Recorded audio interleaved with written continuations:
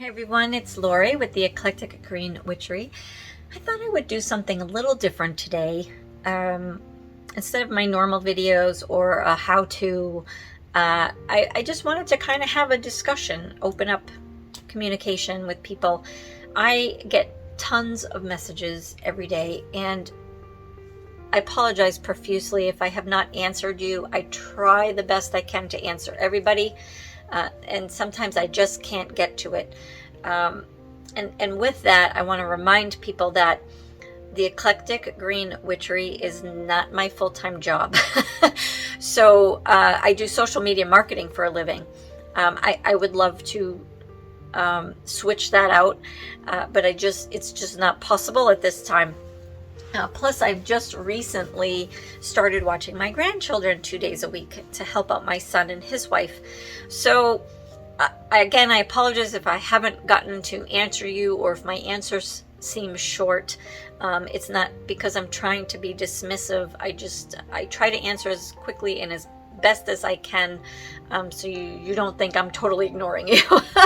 But thank you for asking your questions, and again, I apologize if you felt slighted in any way. Not my intent. But with this video, I kind of want to just take a moment and just chat. And again, I'm going to apologize because I picked the darndest times to do these videos. But when I have a moment and I have a thought and I have it scheduled, from this time to this time, work on videos. We're having a storm right now, and it's like crazy outside. It's windy. We've got hail. It's thundering and lightning. So if you hear stuff in the background, I apologize. But I'm in my little witchy closet here, so hopefully it muffles out the weather a bit. Okay, moving forward. I had someone ask me a question. Lori, I see you share all this stuff, all these rituals and meditations and this and that and the other thing. How do you possibly fit all that in every day? I don't. To be honest, I don't. I try to practice every day, but some days, just get away from you, and that's okay. It doesn't make you bad if you miss a day. If you can devote 5 minutes a week, that's fine too. Do what feels good to you and what feels right to you. If all you have is 5 minutes during the week, take advantage of that and incorporate your practice. It doesn't always have to be big, flashy rituals like you see on TV. That's not what it's about. It's really about the energy inside you and what's around you. Those fancy things or tools of the trade, like candles and incense, I love to use that stuff when I can, because I have anxiety brain. I get distracted easily with my own thoughts, with things around the environment. So those things help set the tone for me and keep me more focused. So is it necessary? No. Do I like to do it? Yeah. Do I believe personally that there's more power when I have those things? Yes, I do. Some people don't think that, and that's okay too. As I said before many times, this video included, do what feels right to you, which is going to lead me and segue me into stop asking permission if you can do this or you can do that. Can you ask for advice? Of course you can. Is some of the advice helpful? Absolutely. Is some of it toxic as all heck? Yeah, I'm trying to censor myself. Yes, some of it is very toxic advice. But again, take what resonates, leave behind what doesn't. That right there is going to save you a lot of heartache. Don't try to debate with people. Don't try to argue with them and make you see their point. It's not going to work. And most people, when they have a thought, That's their thought, and there's no changing their mind. So when I say take what resonates, leave behind what doesn't, that's exactly it. There's no more interaction with those people. You just, okay, I like what she said, I hate what he said, what they said is terrible, you know, what they said is great. That's how I practice. I take bits and pieces that I like, and I incorporate it into what works for me. Have I messed up doing things that way? Absolutely. But that's how you learn, and that's how you grow. Don't be afraid to get your hands dirty. I had a friend that teaches yoga, and she loves Ganesha. And she was teaching us a mantra in Sanskrit. And I had the darndest time trying to form these words. I just didn't have it. I knew what I was trying to say. I knew what it meant. And I was doing my best to repeat this mantra. And I actually was worried because I wasn't saying it perfect like she was. So I went to her after class and I said, you know, I'm not really saying it like you, and I feel like I can't form my mouth to make those words. And she kind of chuckled and she said, you know, it's okay. It's kind of like think of your kids, right? When they were little, they would point to something and they'd say this gibberish, but mom knew what they wanted, right? Dad knew what they wanted. It's kind of the same thing. The gods and goddesses know. They know. So if you don't say it perfectly, it's fine. You're not cursing anything or messing anything up. You know, if you're doing it with respect and you're mindful and your heart's in the right place, you know, don't worry. And I'm going to reiterate, stop asking permission. Can I use this? Can I use that? Get your hands dirty. Get in there and do it. Learn, grow, experiment. I promise you're not going to blow up the universe. I promise. All right. Talking about sigils. The last video I made, I think it was a video. It could have been just me talking. I can't remember now, or writing rather. If you make a sigil on a piece of paper, I think that was the one I did. Usually I burn it to activate it. So last time I did that, I almost burnt some stuff down. So I thought, gosh, that got out of hand quickly. What else could I possibly do to activate my sigils and be more careful with fire? So I saw from another creator that they used a chalkboard, and I thought, what an amazing idea, and I wish I thought of that. But what they did, I just got chalk stuff all over me. So what they did was, you know, they came up with their affirmation. They broke down the letters, or broke down the words, broke down the letters, created their sigil, drew it on a chalkboard.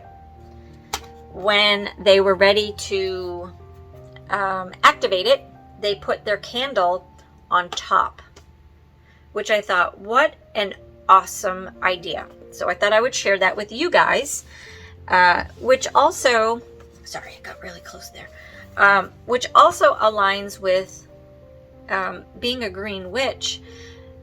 Every time I made a sigil, I was using paper. Mind you, it was scrap paper, but I was still using paper just the same. This kind of eliminates the use of the paper, which I think might be better. Maybe not. I don't know, but I feel that. So that's what I'm going with. And I love the fact that you can buy all of these colors, and we all know that, you know, colors of candles all have correspondences. So you could literally, you know, if you want loyalty, you could do purple. If you want health, you can do blue. So I mean, you can literally buy every single color. Self-love or passion, you can do the sigil in red. You know, if you want cleansing or purity, you do it in white. So I mean, you could do it. That's like an added extra layer right there for your sigil. course, you can do that with paper too, use colored markers or whatever. But I thought that was a good tip to just pass along. So another question I got, someone said, I need some ideas on how to do quick things because I don't have time to sit down and practice every day with the big rituals, with the candles and the sound and the incense and the herbs and all of that stuff. So there are so many things that you can do to incorporate your practice. So to me, part of my practice is being mindful. So when somebody says something upsetting to me, I try to take a step back now, because I used to live my life being reactive. Now I'm trying to be a little more proactive and pay attention to, well, why am I so upset by what this person has said? And 9 out of 10 times, it's normally something that's, within me that I have not dealt with, or, it's triggering to me because of some past experience that I've had that I haven't worked through yet. And like I said, 9 out of 10 times, that's the case. It's something within you that you have not dealt with. So practicing mindfulness is you take a moment and kind of analyze that. Being mindful when you're out in nature, put your phone away. So many people I see walking around town and they just are like this with their phone in their hands. Put it down and notice what's around you. Notice that bee flying on the flower. Notice the vibrant colors. Listen to sounds. Notice smells. Maybe you smell the local burger place and it smells amazing and you never noticed it before because you were in this phone all the time. Put the social media down. I know that's ironic with me actually making a video, but when you're done watching and learning, put it down and go outside and notice stuff. Notice people. Notice the pain they're in.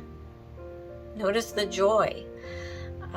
Maybe you can tell that somebody's having a bad day and you can just offer a smile and then that changes their whole day. This is what we have to start doing. We, as the witch community, have to be the leaders and start teaching people this is how to react. This is how to be compassionate. This is how to love. Is life always about love and light and rainbows? No, absolutely not. But we can try to change the energy of the situation that we are in and make it better instead of being part of the making it worse. Another way you can incorporate your practice is everybody has to shower at some point, right? Ask elemental water to cleanse you of all negative energy and allow it to go down the drain away from you. Simple, right? And you're practicing. You're practicing your spirituality. Another quick way is make coffee or tea in the morning. Take a spoon and stir in a clockwise position or clockwise direction and say a little chant. You can say it in your head or you can say it out loud. I always say, stir and stir from left to right. Bring me blessings all day and into the night. So mote it be. That's it. And I was mindful. I practiced. It wasn't a big elaborate ritual, but I felt good doing it. And I have my intention set for the day. And you can say that every day if you want. You can switch it up. It's up to you. How do you feel in the moment? Sometimes I say that, plus I add something for my grandbabies or my son if I know, he has a hard day today because he's got this big dinner party he has to host. He's a chef. So, I send him blessings to get through it with, smoothness. So anything like that you can absolutely do quickly. You want to put protection on your pets. Use their dog collar. Draw a sigil inside the dog collar. You could add crystals to it too. I've seen people do that. I would be worried that they'd fall off and the dog would eat it. But You know, maybe you get one of these like little lockets or something and put the crystal inside that, and then put that on the collar. So there are so many things that you can do. Sweep your house, sweeping negative energy out. You can light a white candle and put it by your front door if you have people coming over. It's going to cleanse the energy before they walk through the door. You can make an empathic spray and just spray it around you if you know you're going to be around difficult people. So there are quick things you can do every day to incorporate your practice. So with that being said, I'm going to end the video there, and I might do another segment like this. We'll see how everyone enjoyed this one. If you want more, you can ask questions in the comments below, and maybe I'll answer them in the next video if I decide to do one. And of course, until next time, remember, live, love, and magic. Take care, everyone.